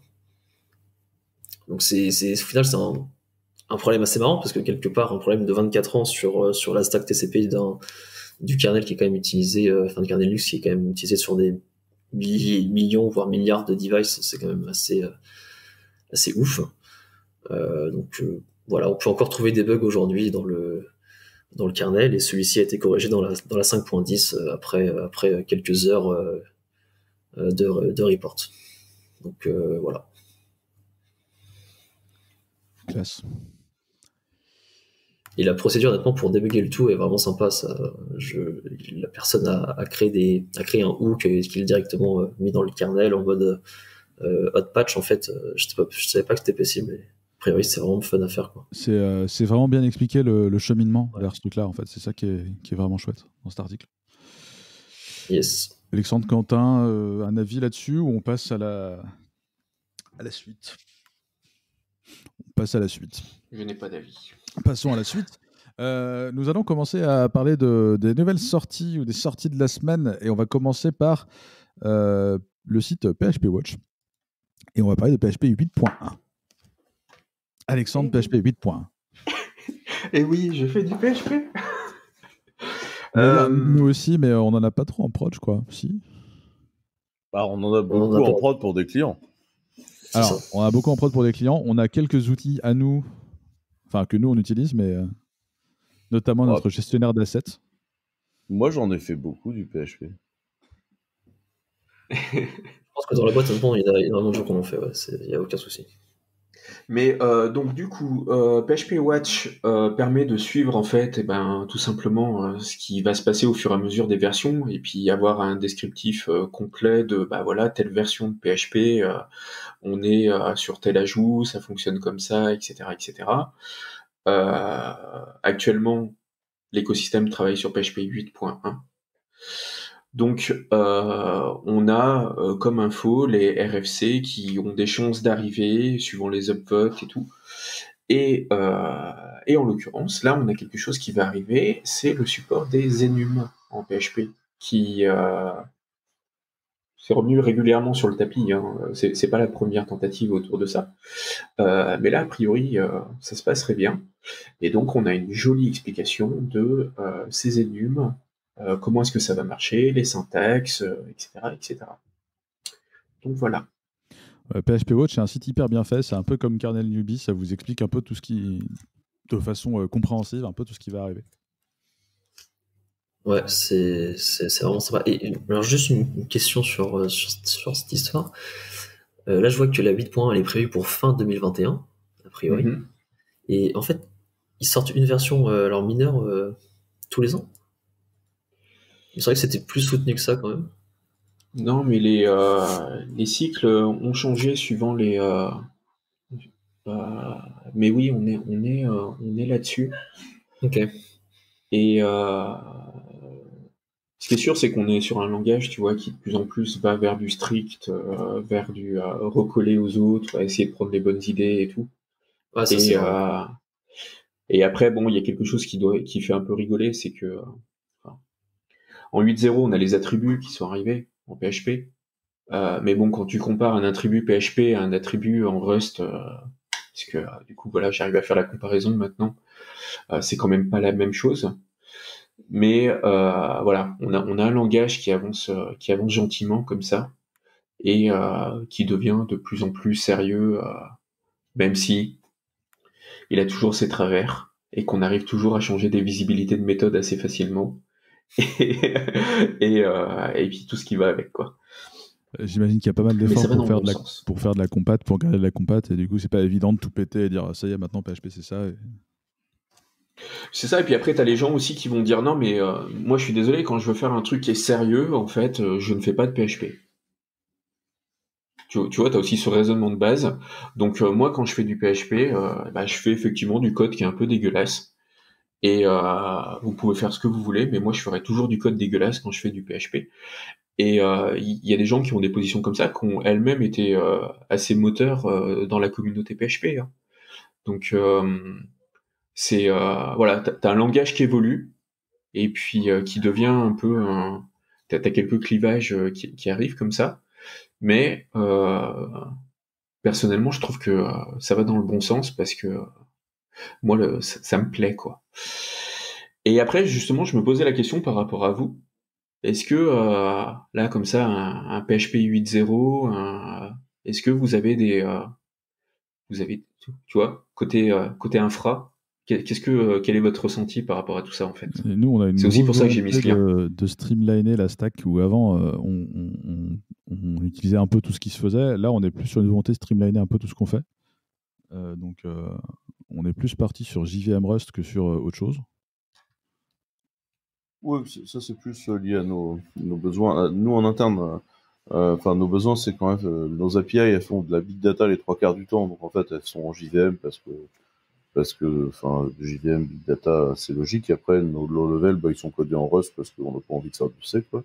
Donc ça c'est assez logique. Après on a 2-3 autres trucs qui existent, mais en fait les use cases typiques de PHP on les a pas tellement nous en interne, c'est ça le sujet. Après 8 et 8 points en prod, c'est plutôt assez agréable. PHP était très gourmand dans la version 5. La version 7 a quand même beaucoup amélioré la situation. Et clairement, entre le fait que Composer se généralise et le fait que la perf du truc soit de bien meilleure qualité, je trouve que le PHP est de plus en plus stable. Et je tiens quand même à nous mettre en défaut, Laurent, notre nouveau site est intégralement en PHP. C'est vrai, j'avais omis ce détail. Il n'est pas lancé, mais le prochain site Notre de futur Clever site institutionnel sera en PHP. il est intégralement en PHP. Alors, on utilise Bedrock, c'est des trucs assez cool, hein, mais... Ouais, c'est un WordPress. Mais du coup, on code en PHP parce que littéralement, on fait des petites extensions PHP avec Clément. Donc, mais ce qui est intéressant, c'est que si on doit faire du PHP par rapport au use case de PHP et par rapport à la position de Clever sur le développement, c'est probablement pas nous qui allons le coder. Et on le fera probablement coder par d'autres gens parce que nous on fait autre chose et les stacks, en tout cas le niveau auquel ça s'adresse, a priori ce sera pas nous quoi. Ouais, si, là il y a des trucs, on est parti pour se palucher nous-mêmes les extensions. Après, franchement, c'est un langage qui est quand même très facile à écrire. Le seul truc, c'est la syntaxe qui est un peu... et quand je regarde les évolutions de 8 points, là c'est pareil, tu sens... Il y a ces fameuses idées dans la syntaxe de PHP où ils sont partis tout seuls dans leur coin à donner des symboliques à certains symboles, et du coup, dans toute l'évolution du truc, ça fait chier tout le monde, voilà. Après, les enums, en vrai, ils sont écrits, ils auraient pu être faits dans n'importe quel langage. T'as juste cette notion d'appartenance avec le double 2 points qui est un peu surprenante, mais c'est pas la seule langage qui est dessus, donc je trouve que c'est cool. Moi, je trouve que les enums dans PHP, c'est une bonne nouvelle. Après, dans les grandes notions qu'il y a dans 8 points, c'est le support de DNS over HTTPS qui est une vraie bonne extension. Le fait qu'on continue à rendre des objets dans tout ce qui est connexion, donc avec les GD, les FTP, les IMAP, etc., les file info, enfin tout ça.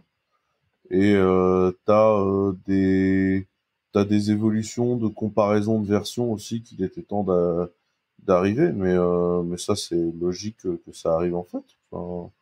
Mais t'as pas de gros changements, c'est les enums en PHP, je trouve que c'est une bonne nouvelle, quoi.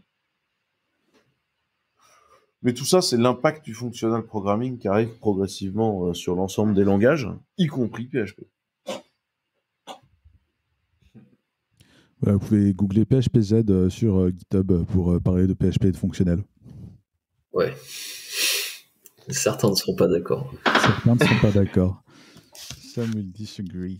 On reste mais en vrai, par contre, pour répondre à ta question, Alexandre, on constate effectivement une baisse de conso des applications quand elles passent en PHP 8. Elles sont plus efficaces.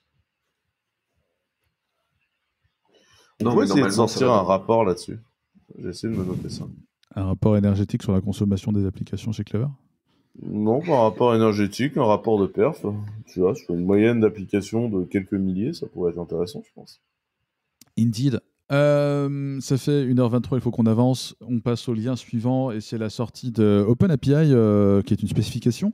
Et donc on a la version 3.1.0 de la spec OpenAPI. Quelques petites choses nouvelles, notamment la compat avec les JSON schema.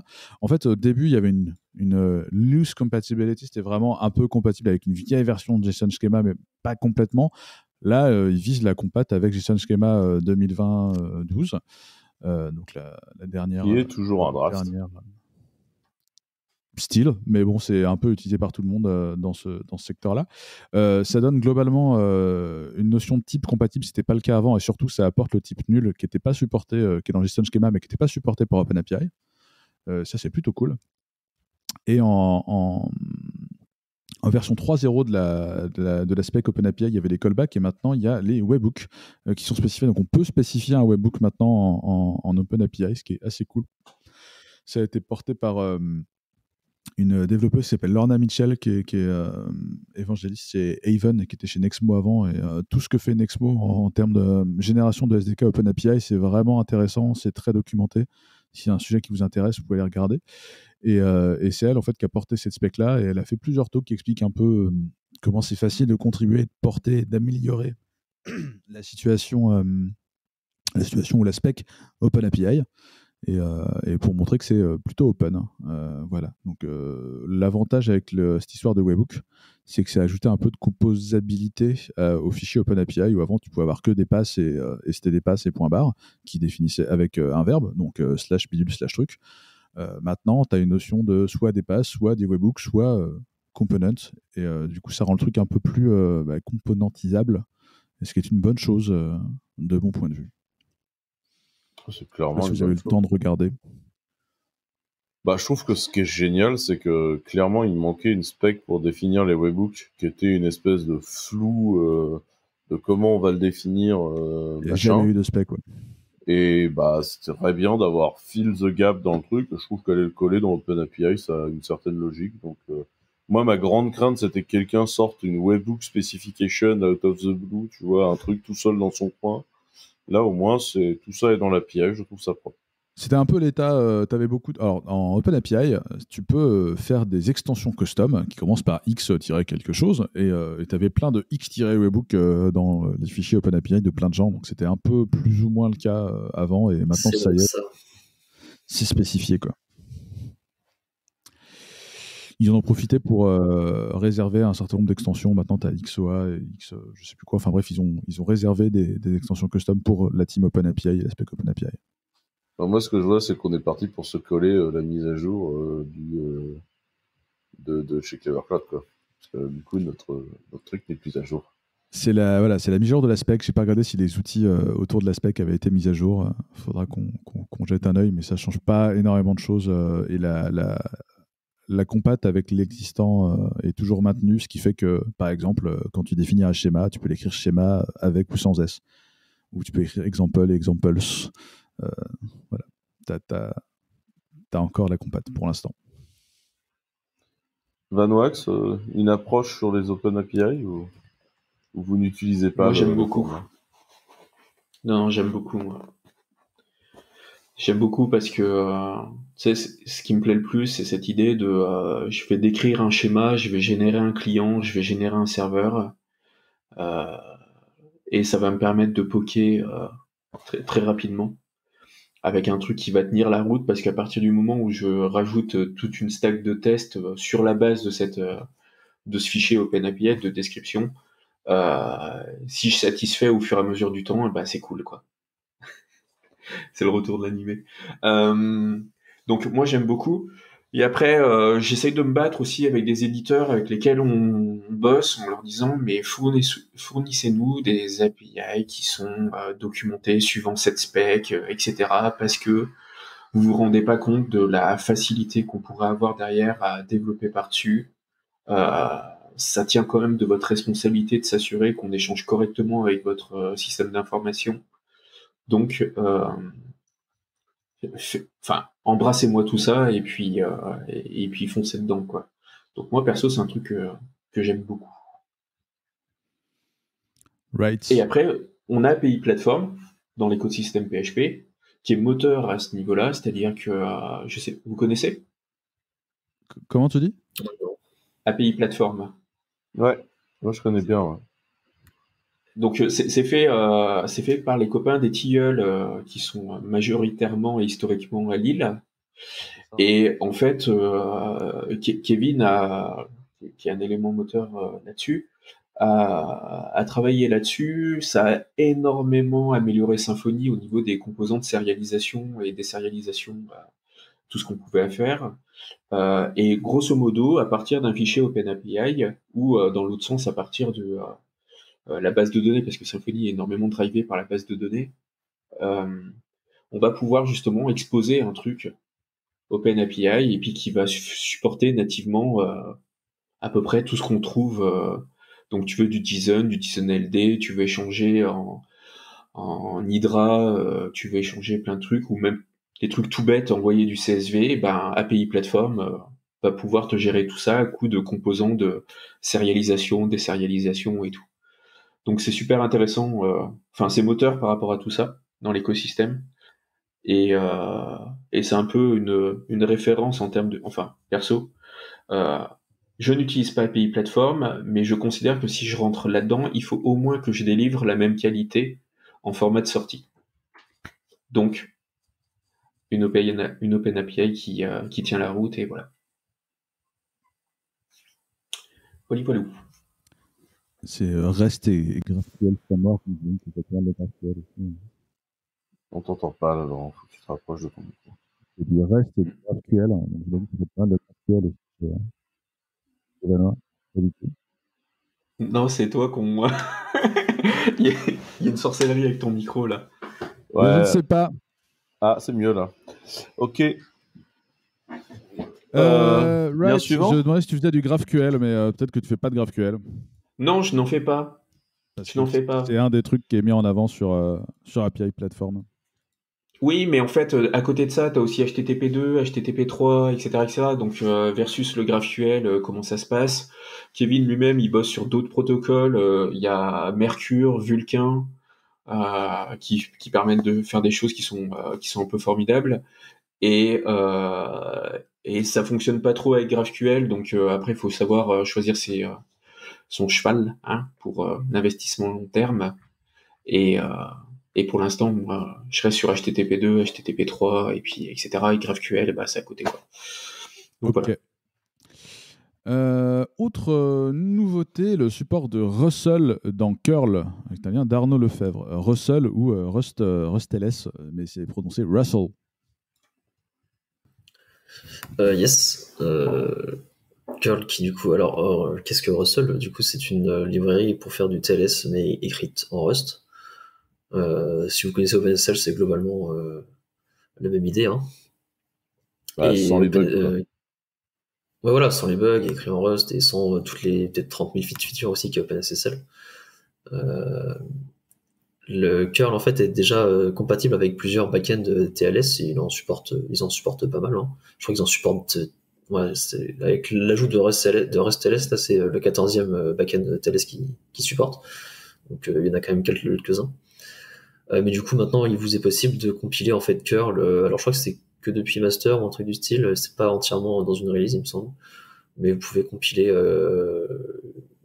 curl avec le support RustLS pour faire vos appels TLS si vous le souhaitez. Quoi. Donc tout ce qui est HTTPS, peut-être FTPS aussi, je suppose, ce genre de choses. Quoi. Voilà, c'est un peu plus de Rust dans un univers un peu C ici là quoi. En attendant Hyper. En attendant une réécriture de curl en Rust. Je crois pas que ça arrivera parce qu'il faut quand même qu'ils gardent la même API et ABI, donc c'est un peu compliqué, mais honnêtement, ils font en sorte d'intégrer un peu de Rust ici et là dans ce qui est possible. Hein. Il y a eu aussi là, on en avait déjà parlé, je crois, mais remplacer un petit bout de curl par Hyper, écrit en Rust également, ce qui est une librairie pour faire du HTTP. Donc voilà, ce sera un des backends possibles, je suppose. Yes. On rappelle que Sozu peut aussi changer à la volée de backend TLS. C'est le shameless plug du podcast. Passons au dernier lien. C'est un outil qui s'appelle 22120, ou peut-être que c'est peut-être 22120, je ne sais pas comment on prononce ça. Bref, Quentin Adam, Your Browsing History as a Self-Browsable Internet Offline. Ouais, j'ai trouvé que c'était assez amusant. En fait, l'idée c'est de dire que tu utilises le debugging port de Chromium, qui va envoyer en data un démon en local sur ta bécane tout ton historique de browsing. Et en fait là, lui, il télécharge tout en recurring curl. Et en fait, du coup, tu te crées ta propre archive d'internet, puisque du coup tout ton passé dans Internet se retrouve à l'intérieur de ce démon-là, que tu peux ensuite requêter pour avoir ta propre archive d'Internet de ce que tu as visité en local. Je trouvais que le hack autour du truc était assez amusant, autour du debugging port du truc. J'ai trouvé ça amusant. Ils sont en train de réfléchir à comment ils vont le rendre compatible avec Firefox. Et j'ai trouvé que l'idée d'avoir ta propre copie de ce que tu as visité par Internet et donc ta vue d'Internet, j'ai trouvé que c'était une idée intéressante. Ça m'a fait marrer. Voilà. Donc, c'était le petit tool que j'avais envie de vous donner. Et est-ce qu'il est prévu de mettre tout ça sur IPFS après, quoi? Alors, déconne pas, mais je crois qu'il y a un bidule. C'est ça. L'idée, c'est de dire que un jour, tu pourrais décider donc c'est là dans la roadmap du tools, d'avoir la capacité de faire du coup une archive distribuée de tout Internet, comme archive.org, et que l'idée, ce serait de mettre le serveur de librairie public dans un distributed P2P browser au-dessus d'IPFS. Donc très littéralement, ça fait partie de la roadmap du bordel. C'est pas étonnant, ok. C'est cool. Voilà. Et j'ai trouvé ça marrant. Voilà. Right. Ça fait 1h30 qu'on se cause. Alexandre, le mot de la fin, ou en tout cas le son de la fin. Est-ce que tu veux nous dire quelque chose de particulier, ou est-ce que tu veux nous expliquer quel magnifique morceau tu as choisi pour finir ce podcast? J'ai choisi de revenir en arrière au niveau musical et de rendre hommage à quelqu'un qui est décédé hier, du coup. Et vous vous souvenez tous de Un Indien dans la ville? Magnifique film donc, avec voilà. Thierry Lhermitte, sorti en 1996. C'est ça. Et donc, c'est Tonton David. Chacun sa route. Donc voilà. C'est beau. Bah oui, moi j'aime bien faire ça. Le clip est un drame cinématographique, quoi. Oui, par contre, c'est clair. Ça c'est spécial. C'est assez marqué en fait, temporellement. Et voilà. Après, je sais pas, ça fait peut-être très vieux con de sortir ça parce que c'est plutôt jeune, quand même, mine de rien, maintenant.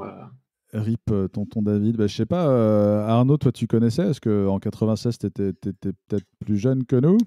Enfin, sûrement d'ailleurs. Je connaissais pas le clip. Ouais, je connaissais pas le clip, mais je connais la musique. Quoi. Ouais. Donc voilà. Eh ben, écoute, merci infiniment d'avoir participé à ce podcast. Merci à tous de nous avoir écoutés et à vous trois d'avoir participé. Et on vous dit à la semaine prochaine. Prenez soin de vous. Merci à vous. À plus.